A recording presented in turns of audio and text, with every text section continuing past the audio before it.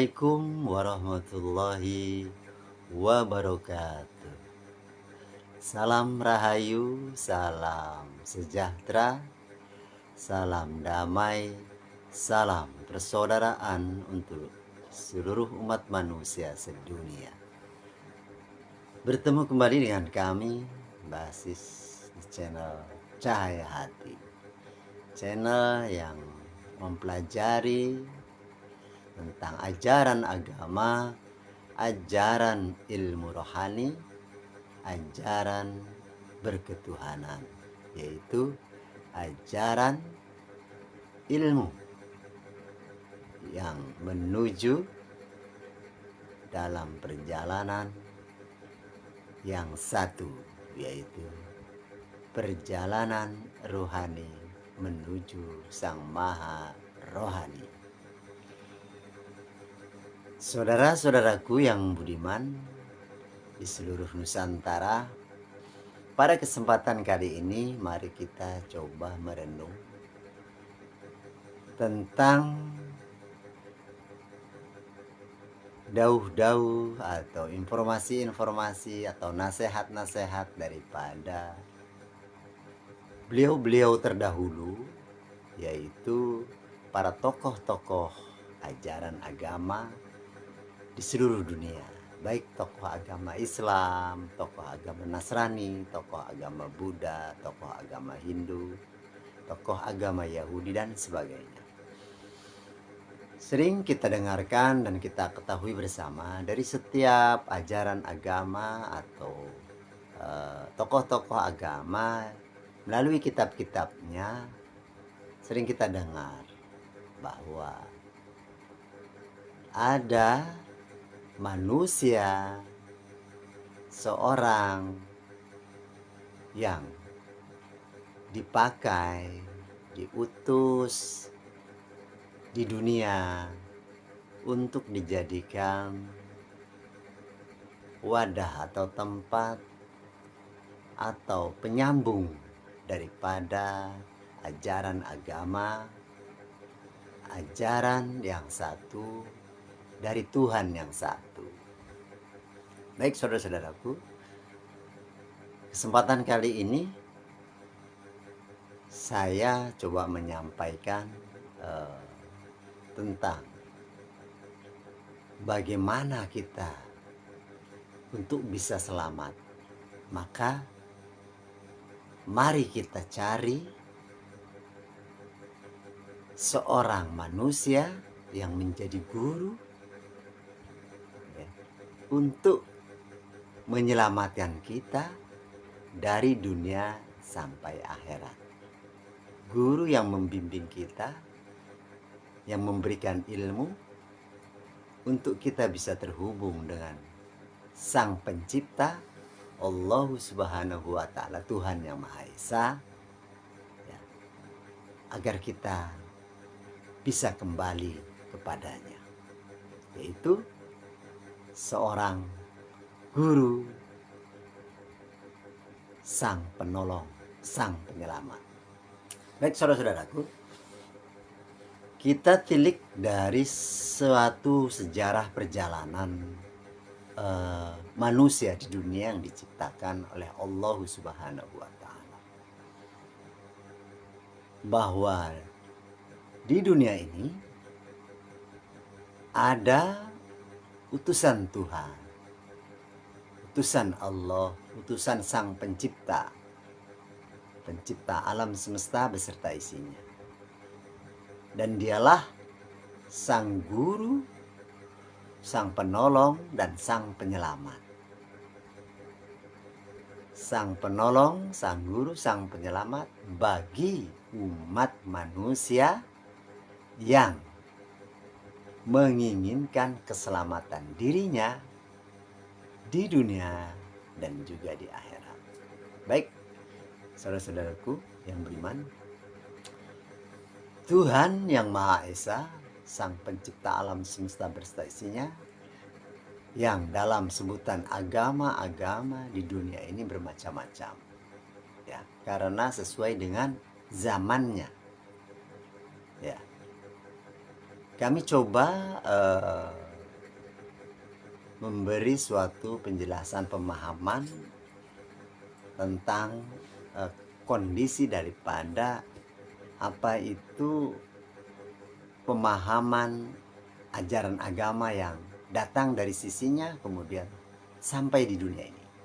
Baik, ajaran agama, ajaran berketuhanan, ilmu agama, ilmu ketuhanan yang disebut ilmu rohani, ya, itu datangnya dari Sang Maha Rohani, ya. Sang pencipta alam semesta, sang pencipta manusia sebagai makhluk Tuhan di dunia. Dia mempunyai sistem. Tuhan, sang pencipta mempunyai sistem dalam menciptakan alam semesta ini, juga menciptakan manusia. Kemudian ajaran agama, ajaran ketuhanan, ajaran ilmu rohani itu pun tersistem pula oleh dia, ya, agar umat manusia atau hamba manusia bisa terhubung dengan dia, karena dia sang pencipta. Ini hubungan yang diciptakan, ya, makhluk yang diciptakan yaitu manusia bisa terhubung dengan yang menciptakan. Baik, analogikanya seperti ini analogika, ya. Jika dia sang maha di alamnya berdiri sendiri, ya, alam maha segalanya, kemudian dia, ya, ingin dikenal sebagai sang pencipta, ya, di dunia ini, maka dia mempunyai sistem. Sistem apa itu? Sistem utusan. Seperti itu. Sistem utusan. Di dalam ilmu-ilmu agama, ilmu-ilmu kitab, kemudian dalam kitab sucinya menyampaikan bahwa dia mengutus bagian daripada unsurnya, unsur rahasianya. Ya, sang pencipta ingin dikenal di dunia, maka dia mengutus bagian daripada unsurnya, ya, rahasianya.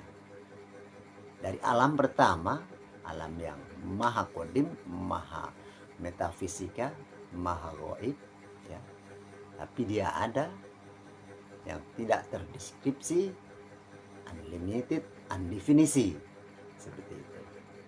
Kemudian unsurnya itu diutus atau percikan unsurnya itu dipercikan ke alam yang kedua, alam yang biru ini. Nah, alam yang biru. Nah, alam biru ini adalah alam percikannya, alam utusannya. Nah, utusannya ini yang diutus adalah unsur rahasia kebesaran persifatannya, ya, dari yang datang dari sisinya, ya. Maka dia mengutus, analogikanya ini, ya, analogika, mengutus bagian daripada rahasia kebesaran persifatannya ke alam yang kedua. Alam yang kedua ini adalah alam utusannya, ya, alam utusannya. Alam utusannya ini di dunia mewujud, ya, alam yang ketiga mewujud. Alam yang ketiga mewujud, karena unsur rahasia kebesaran persifatannya mewujud. Unsur rahasia kebesaran persifatannya, unsur utusannya mewujud ke dunia. Jadi unsur rahasia utusannya yang diutus itu mewujud. Unsur percikannya di dunia mewujud, ya, menjadi wujud manusia yang dia ciptakan, ya. Nah, unsur rahasia mewujud. Nah, di dalam wujud ada rahasia, unsur rahasia. Sehingga di dalam wujud ini ada rahasia, unsur rahasia. Jadi dua item, dua dimensi. Dimensi tidak wujud, metafisika, dimensi wujud. Wujud inilah wujud utusannya. Seperti itu. Nah, ini sistem. Sistem yang mengutus, yang diutus, dan yang diutus mewujud. Unsur rahasianya mewujud di dunia. Dalam agama Islam, al-insanu sirri wa anna sirruhu, ya. Rahasiaku ada pada insan tersebut atau manusia adalah rahasiaku. Nah, ini unsur rahasia kebesaran persifatan yang mewujud. Nah, di diri manusia ada dua dimensi, dimensi rahasia dan dimensi yang wujud. Yang wujud dari yang rahasia. Nah, seperti itu. Dua alam tersebut, ya, alam akhirat mewujud ke dunia, ya, ruhani, ya, rahasia mewujud pada jasmani lebur, artinya dua unsur yang berbeda tapi dalam satu kesatuan di dunia, seperti itu, ya, di alamnya masing-masing, ya, posisinya masing-masing, namun melebur mewujud di dunia, ya. Jadi ada dua unsur. Nah, manusia yang pertama itulah sang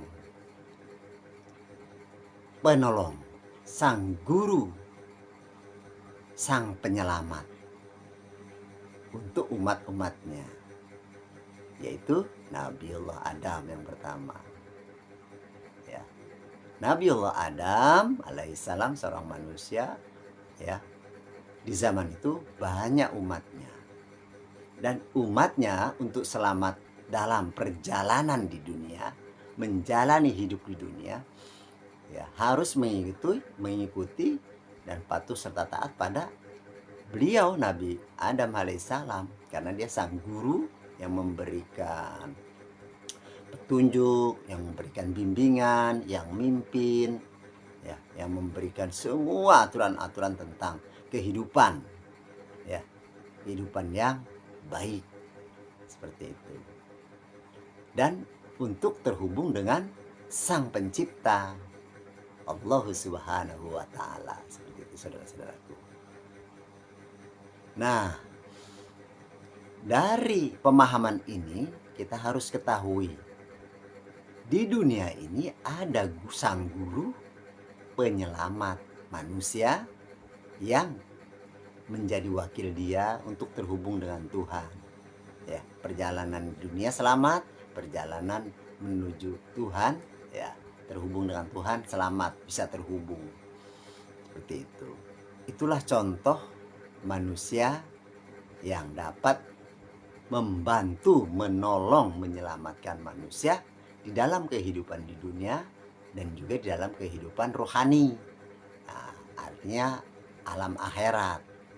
Selamat dia dua-duanya, karena dia mengetahui dan diketahui oleh siapa? Oleh sang pencipta. Dibimbing, ya, dan dipimpin oleh sang pencipta melalui apa unsurnya tadi, utusannya, ya, yang tidak wujud, seperti itu. Nah, setelah Nabiullah Adam berlindung, itu ada kembali waris manusia yang seperti Nabi Adam, membawa ilmunya Nabi Adam, ilmu keduniaan, perjalanan hidup di dunia yang terhubung dengan Tuhannya, ya, rohanianya tersambung dengan sang maha rohani, ya, lewat guru rohani di balik nabi yang seperti Nabi Adam, itu nabi yang selanjutnya atau pemimpin yang selanjutnya, dan itu terus menerus berlanjut setiap zamannya, dan ada aturan-aturannya, ada kitab-kitabnya, sampai dengan di zaman Nabi Muhammad Shallallahu Alaihi Wasallam. Jadi seorang manusia yang dipakai sebagai alat, sebagai wadah, ya, membawa ajaran agama, ajaran rohani, ajaran berketuhanan. Dialah sang guru, ya, sang guru. Kenapa dibilang sang guru? Begini, guru itu dipatuhi dan ditaati karena guru yang mempunyai ilmu. Ilmu apa? Ilmu perintah dan ilmu larangan. Dan perintah dan larangan awalnya dari sang pencipta manusia. Perintah mengerjakan yang baik-baik, perintah yang terhubung dengan Tuhan, semua unsur rahasianya ya tersambung, artinya pekerjaan-pekerjaannya, gerakannya terhubung. Nah, selalu terhubung jasmani dan rohani. Ya, karena tahu cara jalannya, guru itu maka mengajarkan kepada umatnya agar selamat dunia dan selamat pula akhirat. Selamat jasmani, selamat rohani, maksudnya seperti dalam kehidupan di dunia ini. Maka taat dan patuh pada guru. Nah, taat dan patuh pada guru sama dengan taat dan patuh pada Sang Pencipta Allah Subhanahu wa Ta'ala. Maka di zaman para utusannya ya, itu disebut guru semua. Ya, guru, taat dan patuh pada guru. Ya, karena taat dan patuh pada perintah dan larangannya. Kalau tidak, ya rusaklah manusia itu. Disitulah yang namanya taat dan patuh pada guru, mewakili yang mempunyai aturan taat dan patuh atau perintah dan larangan. Dia yang sang guru itu adalah wakil Tuhan di dunia, utusan Tuhan di dunia, seperti itu. Nah, di zaman Nabi Muhammad SAW sama. Nabi Muhammad itu menyampaikan perintah dari siapa? Dari Sang Pencipta Allah Subhanahu wa Ta'ala, Tuhan yang Maha Esa. Beliau sampaikan Nabi Muhammad perintah umat taat dan patuh. Kemudian dia sampaikan tentang larangan-larangan yang hubungannya dengan ajaran agama, ajaran rohani, ajaran kesucian, ilmu kesucian ya, yang dikerjakan oleh jasmani ya. Jadi jasmani mengikuti rohani, yaitu ajaran ketuhanan, ilmu rohani, ajaran kesucian, sehingga perbuatan-perbuatan kesucian, perbuatan-perbuatan yang mengikuti aturan Tuhan, bukan aturan keinginan manusia yang seperti kita. Bahaya kalau mengikuti aturan manusia, inginnya yang enak-enak. Wah, pokoknya serba enak, semaunya gue, katanya bahwa semau saya. Nah, sang guru itu mengajarkan itu, sehingga patuh dan taat pada sang guru itu. Di zaman Nabi Muhammad, sang guru ya Nabiullah Muhammad SAW, karena setiap zamannya hanya satu ya di dunia untuk seluruh umat manusia sedunia, karena untuk rahmatan lil alamin, seperti itu. Dan Nabi Muhammad pun di zaman itu untuk seluruh umat manusia sedunia, untuk rahmat. Dia membawa ilmu budi pekerti yang luhur, seperti sehingga siapa manusia di zaman itu bertemu dengan sang guru Nabi Muhammad SAW yang mengajarkan budi pekerti yang luhur, ajaran agama, ya ajaran rohani, ajaran kesucian. Ya, manusia itu, umat itu zaman itu yang taat dan patuh pada Nabi Muhammad, sami'na wa ata'na, ya dia selamat dunia dan akhirat. Artinya selamat jasmani dan rohani dalam perjalanan hidupnya. Seperti itu saudara-saudaraku. Namun yang tidak mau mengikuti dan membangkang pada Nabi di zaman Nabi Muhammad, ya mereka ya keluar dari ajaran Nabi, ajaran sang guru itu.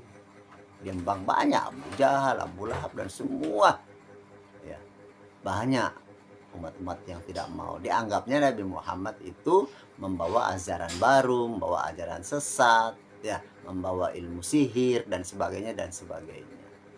Karena ya dianggap ajaran baru, padahal ajaran itu ajaran yang waris dari nabi-nabi sebelumnya. Namun di zaman Nabi Muhammad, kenapa diturunkan dipilih Nabi Muhammad dijadikan sang guru atau jadikan pemimpin atau jadikan utusan? Karena di zaman Nabi Muhammad awal-awal itu manusia ajaran agamanya rusak, akhlaknya rusak, budi pekertinya rusak ya, memakai ajaran yang tidak terhubung, tidak tersambung ya rohaninya terputus karena tidak ada sambungan, ya. Sambungan apa? Sambungan guru rohani itu seperti Nabi Muhammad, ya. Maka Tuhan Allah Subhanahu wa taala ya memakai wadah jasmani manusia yang di situ di saat itu adalah Nabi Allah Muhammad. Dialah sang guru, dialah utusan, dialah kekasihnya, dialah khalifahnya, dialah membawa risalah ajaran agama samawi. Setiap zaman para nabi-nabi seperti itu, ya. Nah, di zaman ini ya setelah Nabi Muhammad Shallallahu Alaihi Wasallam wafat, karena setiap manusia itu wafat, ya, maka sang gurunya yang bawa ajaran seperti nabi-nabi terdahulu termasuk Nabi Muhammad, ya setelah Nabi Muhammad wafat ada penerusnya sebagai sang guru pula di dunia, ya, untuk seluruh umat manusia juga, ya. Kan sudah jelas itu para sahabatnya yang menggantikan seperti itu, membawa ajaran rohani, ajaran agama, ajaran bertuhan, ajaran yang suci, ajaran yang berbudi luhur, seperti itu. Ya manusianya ya berbudi luhur. Memang benar banyak manusia-manusia yang membangkang, memang karena itu kehidupan.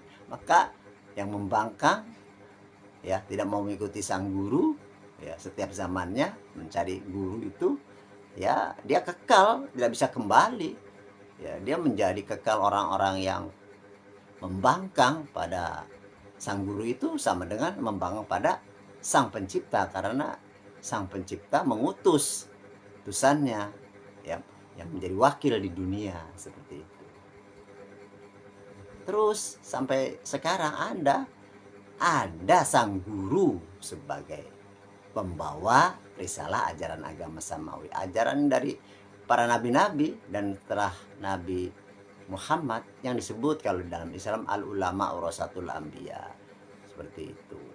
Yang sering kita dengar bahwa dari ajaran-ajaran agama ya disampaikan bahwa di zaman akhir ini akan datang seorang juru penolong, ya yang akan menjadi pimpinan manusia sedunia, menjadi rahmatan lil alamin. Kalau di Islam itu Al-Mahdi, kalau di Nasrani itu Isa Al-Masih, kalau di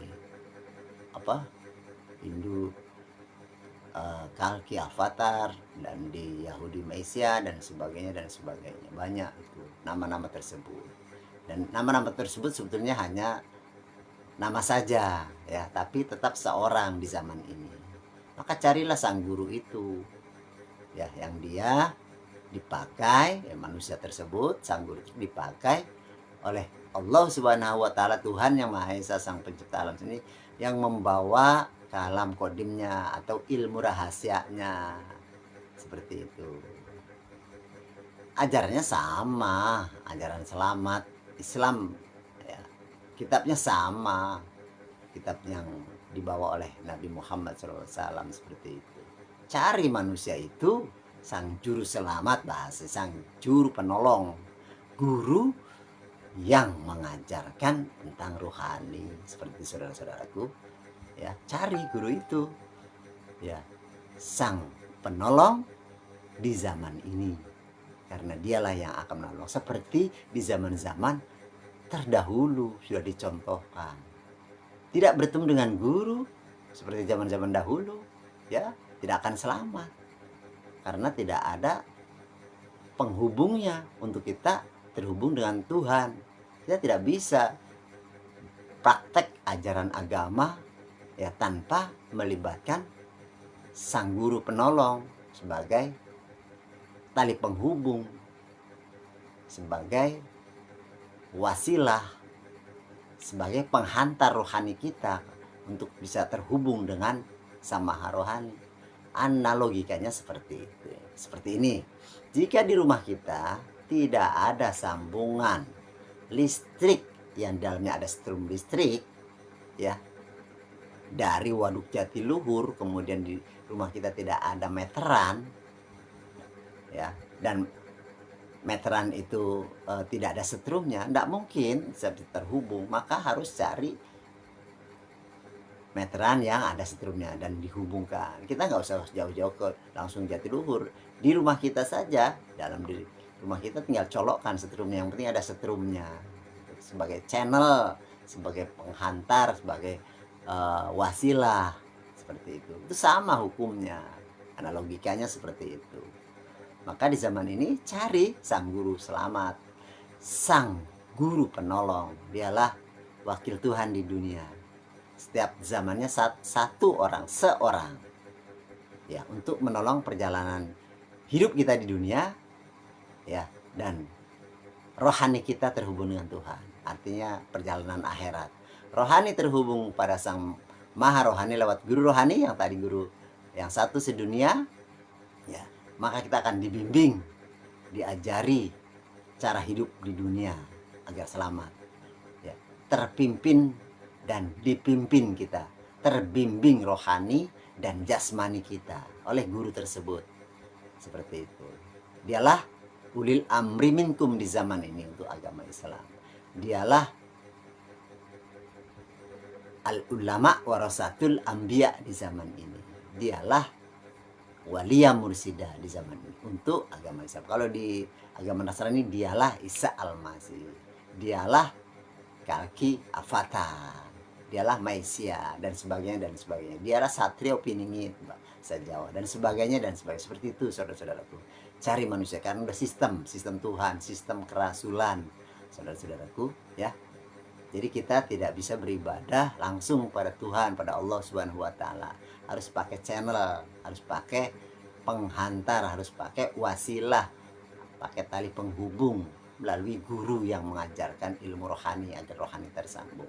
Sehingga jika kita tersambung rohani kita lewat guru rohani pada Allah Subhanahu wa taala, Tuhan yang Maha Esa, Sang Maha Rohani, maka kehidupan kita tertata, ya, tersusun, terbimbing, terpimpin, sehingga akan, ya, beraksi, aksi kita, realisasi kita di dunia, ya, jasmani dan perbuatan kita itu akan berbudi luhur, ya, kehidupannya sadar sesadar-sadarnya.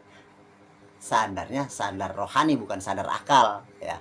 Sadarnya kesadaran rohani bukan kesadaran akal.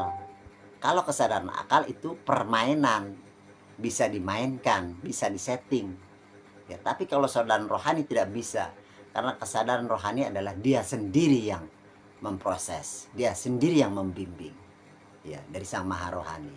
Kita sebagai manusia hanya ngikut saja, sami'na wa ata'na pada rohani, taat dan patuh saja pada rohani. Kesadarannya menjadi kesadaran rohani, kesadaran tinggi, tidak perlu lagi diperintah atau disuruh seperti itu. Dia sudah sadar sendiri. Mau sholat, dia sudah sadar, tidak perlu diperintah, tidak perlu woro-woro, ya. Sholat itu terhubungnya rohani lewat guru rohani pada Sang Maha Rohani, terhubung, ya. Maka jasmaninya ngintil, ikut, ya, karena selagi masih hidup melebur. Jika tidak, hanya jasmani saja, ya, sholat kita, ibadah kita, ya, hanya jasmani saja, dan itu pakai akal, ya, pakai pengetahuan, nah, seperti itu namanya agama ardi, tidak sampai pada rohani. Seperti itu saudara-saudaraku. Kami masuk pelaku sebelum masuki ilmu ini, ya. Maka carilah sekolah yang gurunya guru sedunia, ya, guru rohani, agar menjadi kesadaran rohani, ya. Ini sangat penting, bukan kesadaran akal. Kalau kesadaran akal itu guru umum, ya, guru psikolog, filsafat, ya, seperti itu. Ini sangat penting untuk keselamatan kita dunia sampai akhirat, saudara-saudaraku, ya. Di zaman ini ada, setiap zaman ada seorang guru selamat, guru yang membawa keselamatan, guru penolong, guru yang menolong kita selamat dunia akhirat, seperti itu. Demikian penyampaian kami tentang mencari guru rohani, guru penolong, guru selamat di zaman ini. Seperti itu. Dialah Al ulama warasatul anbiya, dialah ulil amri minkum, dialah kekasih Tuhan, dialah manusia yang dipakai sebagai alat dan wadah tempat kalam kondimnya, kalam wahyunya, ya. Dan dialah walia mursida, seperti itu. Dan kita akan dipimpin dan terpimpin, dibimbing dan terbimbing, karena itu adalah guru rohani yang menghubungkan rohani, dan kita menjadi kesadaran rohani, dan kita sebetulnya adalah perjalanan rohani dari Sang Maha Rohani. Pada akhirnya manusianya hilang, ya, kita tidak mampu apa-apa jasmani ini, karena jasmani adalah wadah, alat, ya. Maka instrumen yang paling penting, yang paling utama dalam jasmani manusia, dalam kehidupan manusia adalah unsur rohani, seperti itu. Sehingga ini menjadi kebesaran Tuhan, perjalanan rahasia kebesaran Tuhan, ya, bukan kesejaran manusia. Seperti itu saudara-saudaraku. Jika ini dianggap pemahaman, menganggap ilmu dan kebenaran, ini adalah milik guru kami, ya, guru saya. Dan jika ada kesalahan dalam penyampaiannya, baik tutur kata dan salah kata, kami mohon maaf, karena itu adalah kesalahan saya secara pribadi.